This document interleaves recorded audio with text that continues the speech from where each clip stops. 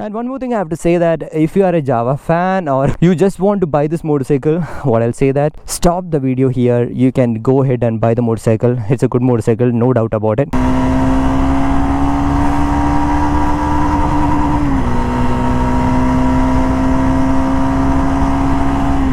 Look at the needle. What's up YouTube? Welcome to the detailed review of the Jawa Perak. So after a long time, I know that I promised riding this motorcycle 6 months ago, and now only I'm getting hands-on on this motorcycle. So one of my friend is kind enough to give this motorcycle for me to try it for some days, and I have to say that just like every other Java motorcycle, first I hate it, then I love it. So that's my take on this.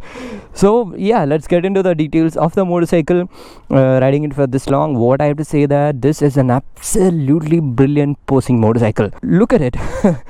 What a beautiful motorcycle. Surely I have to say that one of the best looking single cylinder motorcycle out there. I think I have to rephrase it. I have to say that the best looking single cylinder motorcycle itself, because it's damn good. Okay, you park it anywhere, you get the attention, looking so brilliant, the paint quality and everything looks so brilliant. Okay, I have to say that compared to the Java Classic and the 42 which I rode a year back or more than a year back, I have to say that the paint quality on the Perak is good, and the build quality also looks good, except some fact that some wires like these are exposed, which doesn't comes in photographs that much, but I don't know whether it affects the reliability of the motorcycle. But look wise, I have to say that just a brilliant motorcycle. And one more thing I have to say, that if you are a Java fan or you just want to buy this motorcycle, what I'll say that stop the video here. You can go ahead and buy the motorcycle. It's a good motorcycle, no doubt about it, because you are a fan of Java, because you don't have any other choice.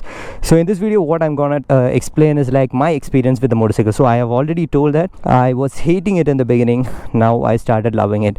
That's why I started reviewing the motorcycle. If I was hating it, I wouldn't have done this review at all. So there will be positives about this motorcycle in this video, and whatever negatives which I felt, I'll be talking about that as well. So that's why if you are a fan, just ignore it. You can save some time. That's what I'll say. But if you are someone who is confused between this motorcycle and some other motorcycle, then you are in the right place. I can explain it to you. So in the beginning, I told that it's a good looking motorcycle. It's a poser motorcycle. On the flip side, the practicality of this motorcycle is like very less. I was riding this motorcycle and I was feeling that, oh my. But slowly I started liking it. So first of all, this is not the same engine that you see with the other Javas, the 42 or the Classic, or with the Mojo. I have to say that this engine is a little more punchy. It does 120 knot time. The exhaust note is slightly different from the other Javas. And first thing I have to say is that this is a very low seat height motorcycle. So this is very ideal for smaller guys. So in my opinion, after a long time, I don't say even after a long time, this is the first motorcycle which I feel I look huge on the motorcycle. Okay, just look at this photo. This is the first time I am finding something like that. Usually I look smaller on a motorcycle, but on this one I look a bit taller and heftier. So the motorcycle itself is very small and it has less ground clearance. The ground clearance is less, but don't worry, it's not that bad for a guy who weighs somewhere between 60 to 70. But if you are a little bit chubby, like 90 or 100, then probably you'll be having trouble with the ground clearance. That's all. And I don't blame the ground clearance, okay, because it's a bobber. It should be a low floor motorcycle. I don't really compare that ground clearance problem, because that affects the looks. Just imagine having this motorcycle with a lot of ground clearance. It doesn't look good. So it's mostly aesthetic. That's why Java wanted this motorcycle with less ground clearance. Yeah, I already mentioned that. This is a lower seat height motorcycle. So you see, I mean, I'm very comfortable sitting on this motorcycle. But the thing is, taller riders will be having a problem, because the foot peg is a bit taller. And the rider's triangle is not that apt for taller riders. I'm not a tall guy. I'm 5'6". I myself facing a little bit of issue riding this motorcycle, like handling this motorcycle from an ergonomics point of view, just with 5'6" height. So just imagine who is 6 feet tall and riding this motorcycle. Their knees will feel too much cramped, and the rider's triangle is something very different. You see the seat. I like the seat. The seat is soft and cushioned. When you go out on highway, the seat is very comfortable. But the thing is, like, the seat lacks that bobber feel. So the other bobber which I rode is the Triumph bobber, which is like the celebrated bobber in the motorcycle community. I love that motorcycle a lot. That's why I took the Jawa Perak for a ride. So what I feel is that the sweet spot on the seat is to sit here, not to sit here. So you have to get that point. don't sit here, you'll feel a lot of discomforts. Sit here. But the thing is, because of the rider's triangle, even when you sit here and the seat is little bit slippery, you will come over here, because when you brake you will just slip and come over here, which makes the overall ride to be a little bit discomfort, I have to say that.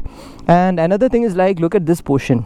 It's like very silky smooth. When you try to hug that place with your knee, it slips. So during hard braking and all, what happens is that you slip and come over here, which makes the overall ride uncomfortable. So you have to push yourself back and sit on the motorcycle. So that's one feel. I'd like Jawa to change the seat, modify the seat in a way that make a dip over here, so that the rider sit in the dip itself, not like a plain seat like this. And the suspension, the rear suspension doesn't have much travel, and it is a bit hard. I'm getting hit by every other pothole and undulation on the road. And if you're someone who has back pain, slip disc and all those things, I'll say that try avoiding this motorcycle. At least you can look for something else, because the rear suspension is not holding up that good for comfort. It will make you feel all the undulations that you see on the road, not just humps, like smaller potholes and everything comes and hit your back. That's one problem. But the front suspension is kind of okay. It's fairly good, that's what I'll say. So that's what I told. In the beginning I was not liking this motorcycle because I was riding it inside city and a lot of potholes and everything, and I thought that I'm not making this video, and today I'm out on the highway to make this review. And the seat is comfortable. There are less bad roads now, so I started liking it. But now you can ask me whether it's a good tourer. So I'll answer this question by end of the video. I don't want to make a different touring video. I'll be answering that question now itself. But it's more comfortable when you have good roads out there. So let's go for the ride. I don't want to stand and talk for a long time. Let's go for the ride. Before that, I'll just walk you through all the things that we see on the dial. It doesn't take much time because there are not much things that you see on the dial. So this is the simplest dial that I've ever seen in my life. I'm not trying to be too sarcastic on this video, but I had to tell that when you buy a motorcycle, you need some trip meters or something in the dial. What you see over here is just one auto here. I was searching for the switch to toggle between the trip meters and all, but nothing else. You see an auto. You have the reverse kind of an speedometer and a fuel level indicator. That's pretty much it. If you ask me, that's fine. You have the fuel indicator, speedo, auto, that's it. And one more thing is, like, from this angle you don't see anything from a speed of 40 to 100. So from this angle nothing works out. So I wish Java again works in a way that this comes a little bit tilted, so that I can see a bit more speeds when I ride. You yourself can experience it when I go for the ride. Just have a look on the dial. You won't be able to see anything from 40 to 100. Fuel gauge looks accurate, no problem with that. And the speedometer needle vibrates when the motorcycle is going to the higher revs. So that's also one issue. That's not too bothering, but yeah, I'm just putting my observation here. So yeah, little bit disappointed with the speedometer. So let's hear the exhaust sound. It sounds nice.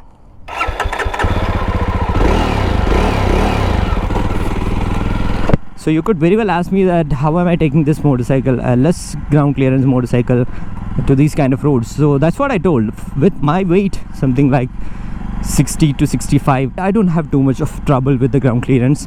But if you're someone who's more than 90, then that's the problem. And there is no pillion seat, so don't worry about the weight which is getting added up with the pillion and all. So it's in first gear. So let's pull the motorcycle in one of the sweetest way that I can.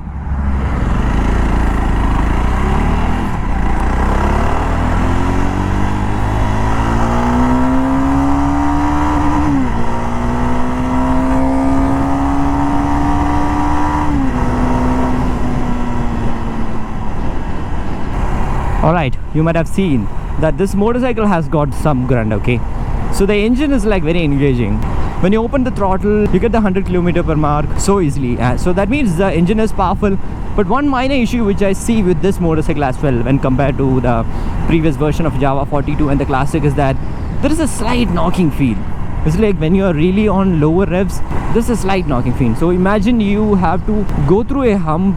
Crossing the hump even in the second gear feels difficult, and you have to go to the first gear. And not just going to the first gear, somehow you have to just use your clutch. You have to use your half clutch to make sure that the motorcycle is not turning off. So that's one problem. The low end torque is not that great. So this motorcycle is all about the mid ranges and the top end. Of course, I don't have the tachometer here, so I cannot say what all RPM it goes, but so the mid RPM is good.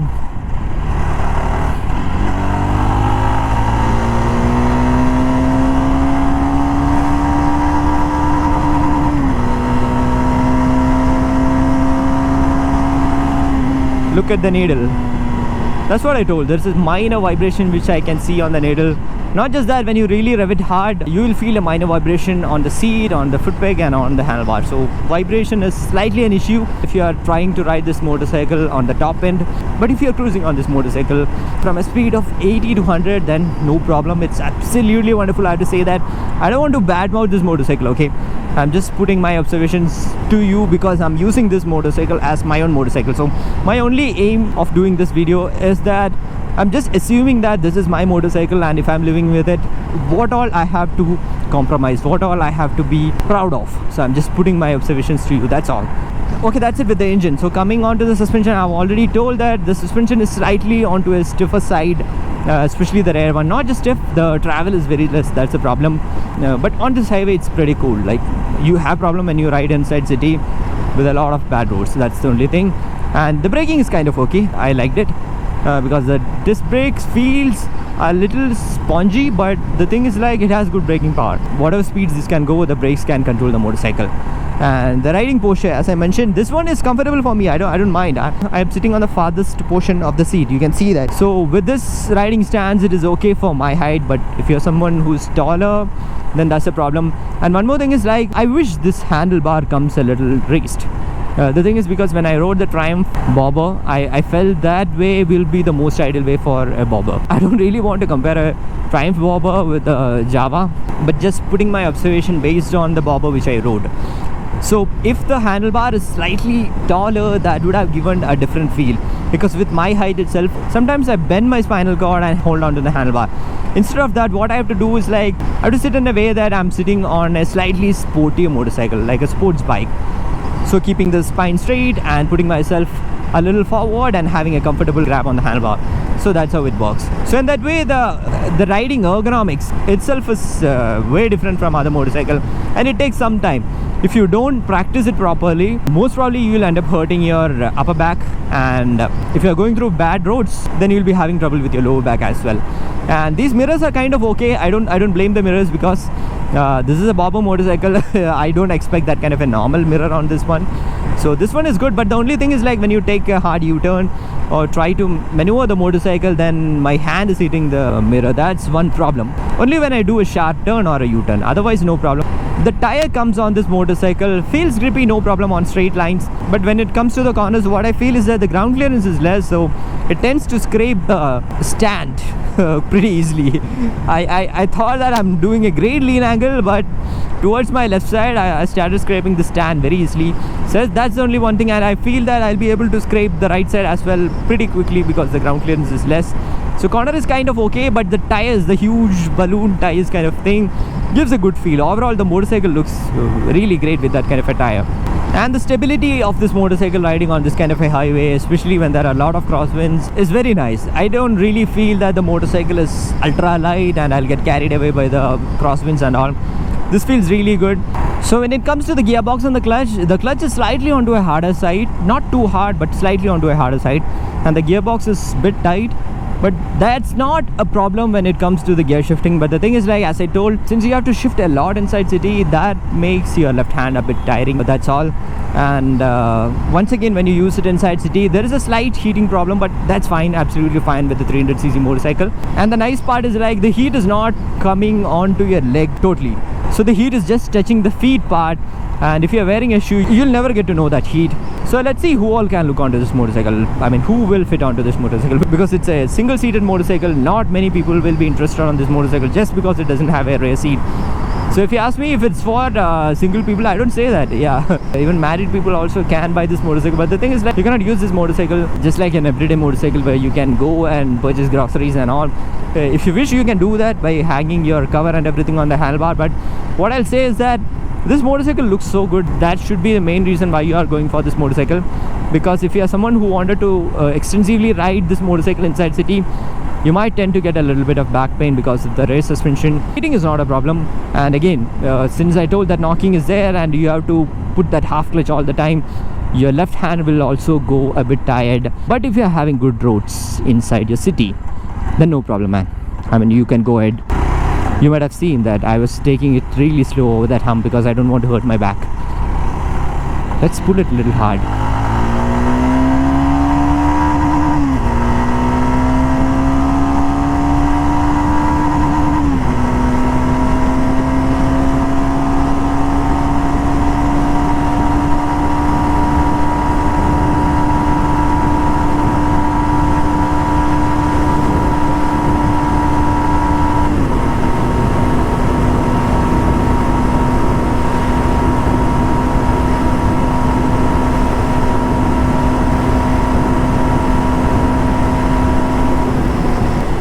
bit of a crosswind. That's the reason why the motorcycle is not going beyond 130. I think it reached 130, that's all. So I was talking about the city usability, and when it comes to the highways, this is not a great highway tourer, because since you doesn't have the rear seat, you might be finding a little bit of trouble in managing your luggage. You cannot have your tailbag, no saddlebag, nothing.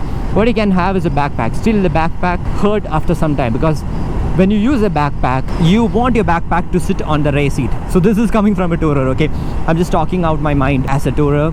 You want your backpack to come and sit on the rear seat so that you get a comfort, because you cannot pack everything on your backpack and have that heavy backpack all the time on your back. That is going to hurt your shoulders when you ride for long distance touring. Then of course you can have a tank bag here, that's fine, no problem. So if you can manage everything in your tank bag, that's fine, you can go for tours. Otherwise it will be a bit difficult to go for long distance touring. But if you're someone who is looking for a weekend rides or 2-day ride and all, that's fine, no problem, you can manage. And forget about the off-roading, because ground clearance is less, and the suspension is not that tuned for that purpose. And looking onto the ownership and all, this motorcycle comes for around 2.5 lakh on road Bangalore. And the service intervals are just like the other Java. Like the first service is in 1000 kilometers, and from then on the service interval is like once in 6000 kilometer, and the service actually cost something like 2000 to 2500, which is like decent.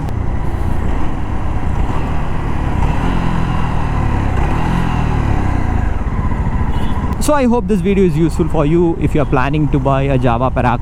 Keep all these things in your mind, have love towards your motorcycle, and then go for it. It's a beautiful motorcycle. Even making the suspension a bit more comfortable, I might tend to buy a motorcycle something like this, because it's looking damn good, okay? One of the best pictures that I've clicked by myself. So have true love to the motorcycle, true love to the Java, and go and buy it.